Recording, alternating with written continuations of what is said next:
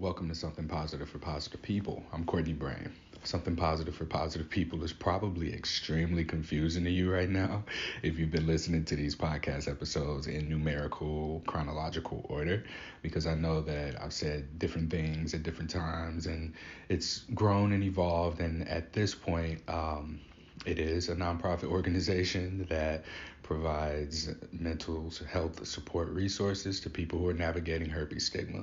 I don't think I can put it any more concise than that. And the reason that definition or that mission, that structure is what it is now on this particular episode is because I'm coming to you from the future. No, it's actually January 27th, 2023.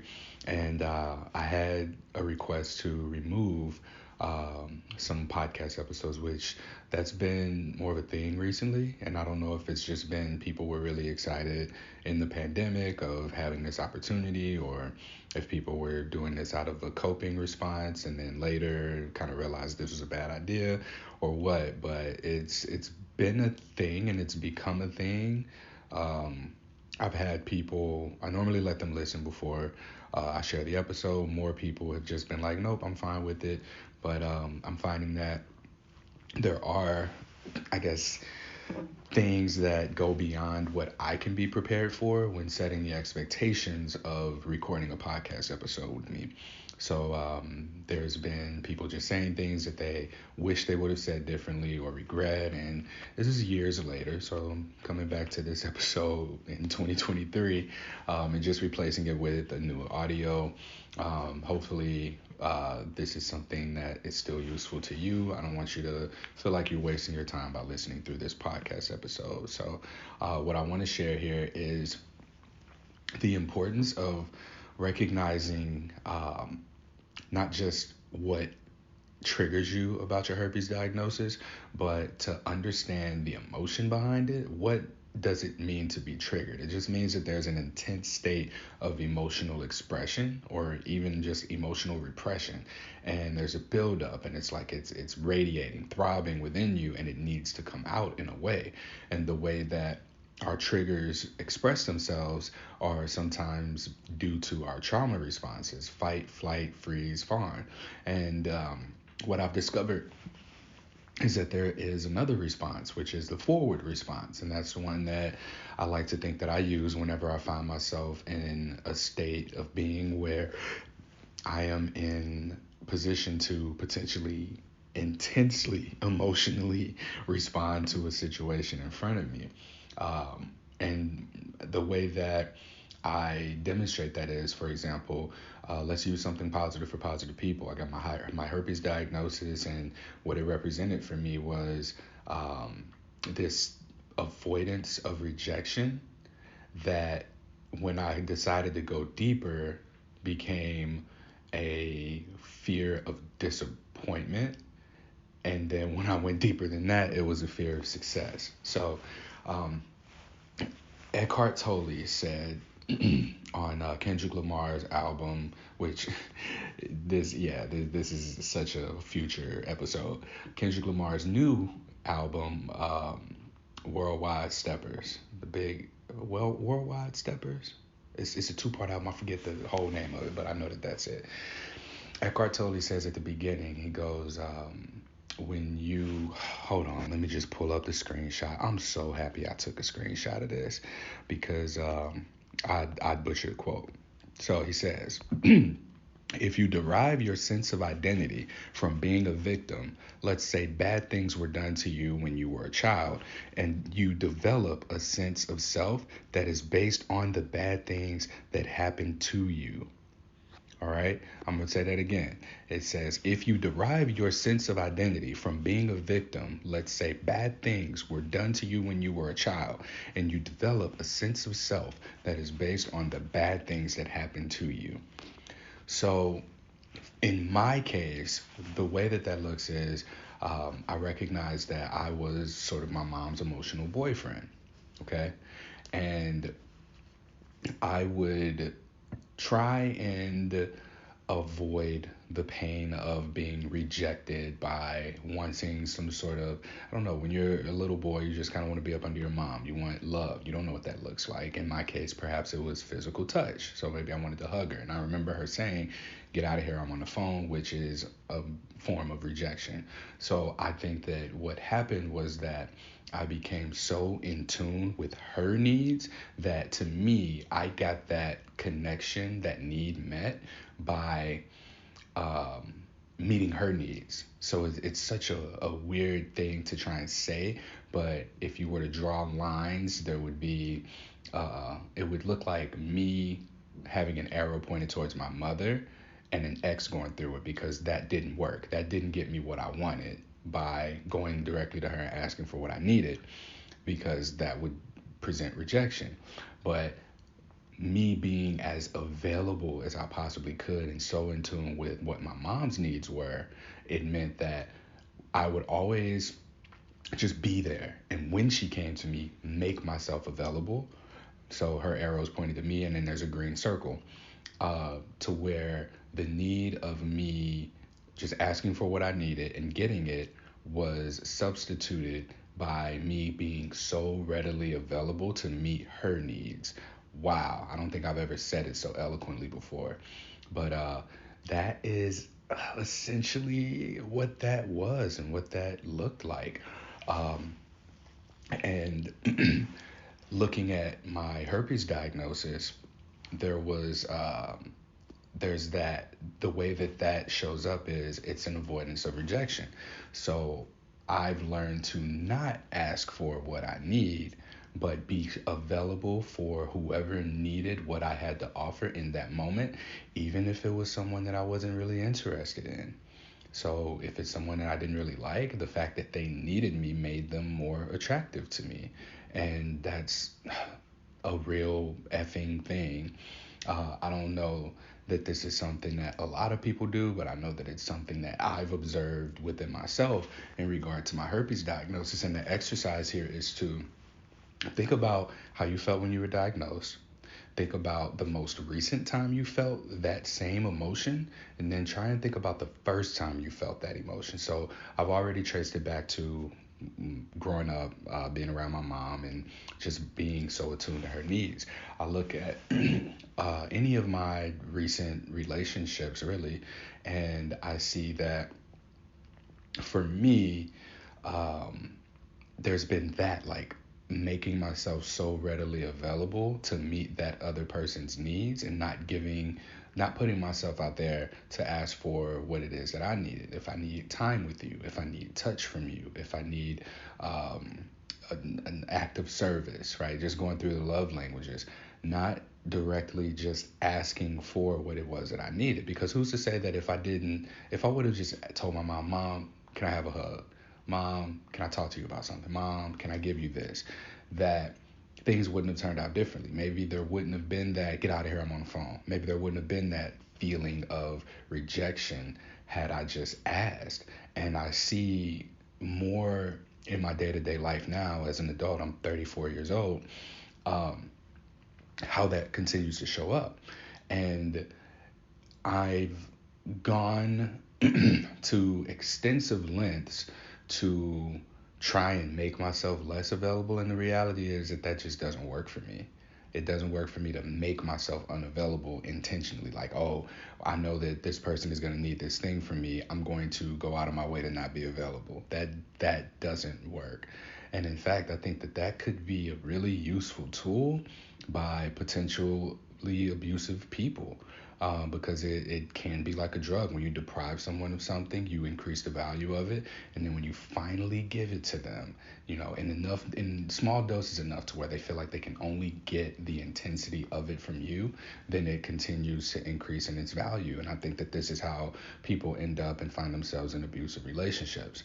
Where it manifests in a healthy way is not intentionally blocking myself off from the person when I know they're going to need something, but it's really come down to just making myself prioritize other things that are important to me and not compromise those things. So if I'm deciding, okay, for this hour of the day, I'm not going to use my phone.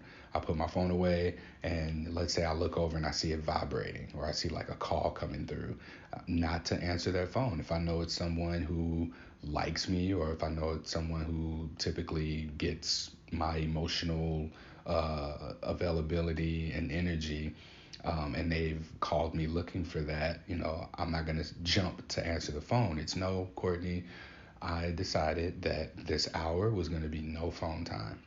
So that's what this hour is. I'll call that person back. And typically, what's happened when I've done that accidentally is that the person figured out what they needed, didn't need me at all, or they didn't want anything, or it was an accident, because that's realistic too. Um, it looks like me.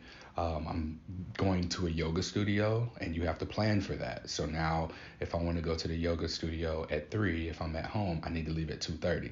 So from 2:30 to probably 3.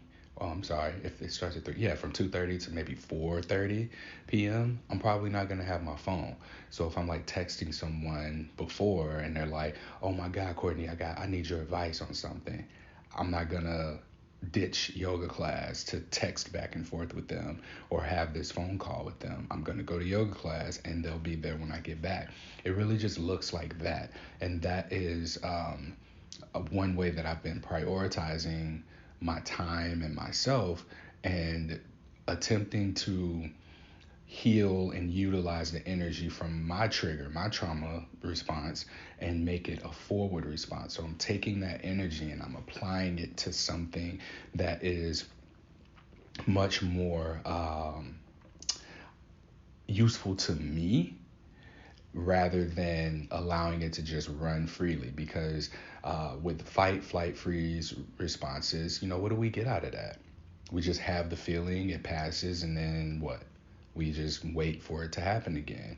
Where I think the forward response sort of mitigates the intensity of it, or if you have the intensity, it kind of gets you more excited. Like the difference between, there's not a difference between fear and excitement. The stress that you feel in your body, whether you're excited or whether you're afraid, is the exact same. So you can utilize that energy to be afraid, and you can be ready to fight, you can be ready to run, you can freeze up, or you can consciously take it and direct it towards something, right? So I choose to direct it towards my healing. And so when I get triggered by a rejection, or me avoiding rejection at all costs and then still experiencing rejection, and then I get triggered, I recognize now, okay, here's how I'm going to deal. Here's how I'm moving forward with that. And I mentioned going a few layers deeper into that, which is recognizing that my fear, my avoidance of rejection is actually a fear of disappointment, and that my fear of disappointment is actually my fear of success. So getting exactly what I want scares me just as much as not getting what it is that I want. It's such a weird dynamic, man. And it's hard to it's really difficult to speak to, because I'm relating it to my herpes diagnosis, and it really just made it more difficult for me to have the kind of love and relationship that I want. That's what my herpes diagnosis did for me, because now not only do I have to address this insecurity and this conversation around disclosure, but I also have to put myself in the spaces where I have the potential to not only get that relationship, but also be rejected in an attempt to get that relationship. So, dating sites, perfect example. This is how a lot of people meet. A lot of people meet online, and they do online dating. And for me, very quickly, I have to tell people I have herpes, because this is what I do. I run Something Positive for Positive People, the nonprofit that provides mental health services and support to people who are navigating herpes stigma. And while on one hand that may be received well, like, oh my God, that's so awesome that you do that. On the other hand, it could be like, oh, you got herpes? And I've experienced that. So uh, you take both, you take the good with the bad, and you just really have to move forward. And that's what the forward response is all about. Um, and then I think that my fear of success is really around is this really success? Because again, the feeling that I get when I think about success is the same feeling I get when I think about disappointment. In fact, I would argue that I'm more comfortable with the potential of feeling disappointed than I am the potential of being excited about something. I don't let myself get excited about a thing until after the fact. So for example, I bought a PlayStation 5 recently. I bought it, I was in the store, I left with it. People wanted one. It was the last one. And it took me until I got home. I unplugged my PlayStation 4. And then I was setting up my PlayStation 5 out of the box, took everything out, and I'm plugging the cord into the PlayStation 5 before I start to get emotional about it. And it was like, wow, this happened. Not, yay, ooh, I'm excited. This is going to happen.